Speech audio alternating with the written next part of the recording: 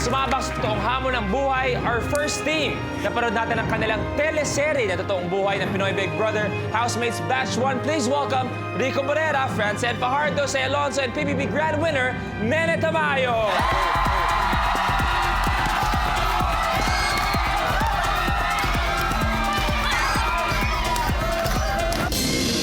Kanilang makakatapat. Ito na subaybayan natin ang tag-isa ng kanilang talento, ang kanilang galing. Are you in or out? Star Circle Questers Batch 1. Joseph Bitangcol, Rafael Martinez, Jonas Gamoa, and Melissa Rich.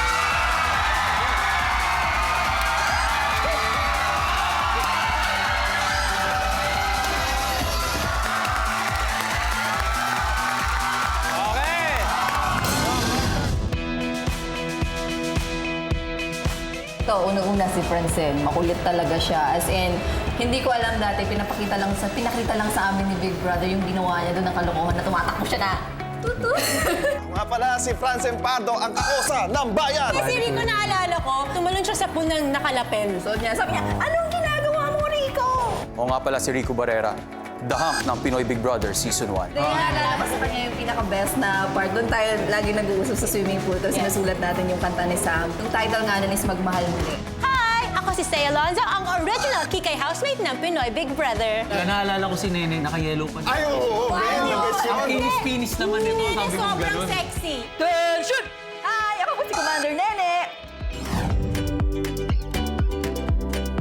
Ganun katagal na ba yun? Ang SCQ talaga, it's one of the most life-changing things na I'm sure na lahat sa amin, tsaka lahat ng dreams namin doon natupad. Ako si Melissa Rix, ang Kikay girl ng SCQ. Tsaka nagkaroon tayo ng panibagong kapatid, di ba? Para tayong pamilya. Ako si Rafael Martinez, Killer Dimples ng SEQ. Hindi namin maramdaman masyado na magkakalabang kami that time. Masaya lang. I'm Joseph Bitangcol, ang isaw boy ng SCQ.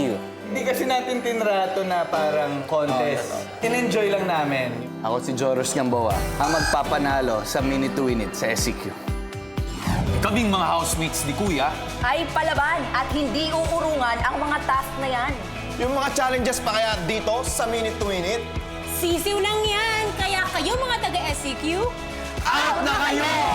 Kayong mga housemates, nagagawa nyo ngayon task ni Kuya, pero puro violations naman. kaming mga SCQ, walang nagvo-voluntary exit. Hindi kami sumusuko.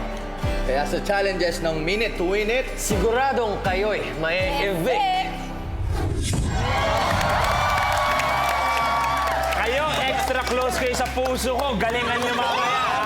Huwag kayong puro yabang, ha? Pero ito sa ating mga housemates muna. You know, I'll be the first one to say na pag kunwari may pinapalabas na PBB, especially sa audience, aminin natin, napakadaling manghusga ng mga nasa labas ng bahay. And even as a host, we will never fully understand kung gaano kahirap talaga sa loob ng bahay ni Kuya. Madaling mahusga sa panlabas, pero deep inside, di talaga natin maiintindihan kung ano nangyayari. Pagpasok nyo, syempre nakikita na yung mga camera, lahat-lahat.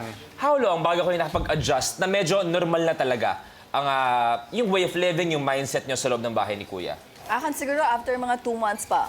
2 months pa? So after yung first month, you're still mindful sa mga camera, lahat-lahat? Kayo, Francine Enrico? Sa akin, 1 month and a half. Kasi tahimik talaga.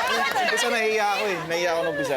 Pero nung huli na, okay na. Parang normal na. Hindi na ako nahihiya sa camera. So, pwede sabihin na based on your experience, siguro nagiging mas totoo ang housemates after siguro mga 1 month or month and a half. Parang ano eh, kasi nandyan lang siya eh, makikita mo siya palagi, pero after a few days, hindi mo na siya papansinin. Titignan mo siya, pero parang wala na rin siya dyan. Yeah, okay. Eto, SCQ.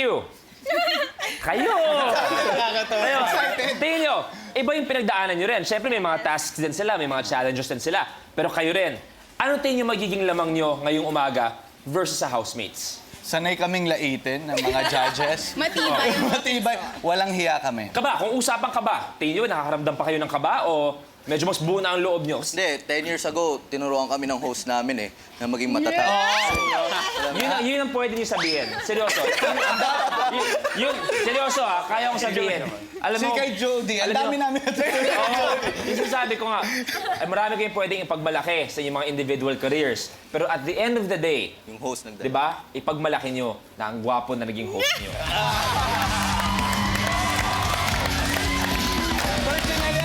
Alam mo, Joros, nung nag-SCQ tayo, kuya na yung tawag ko sa iyo. Di ba? Kuya na Tawag ko sa'yo.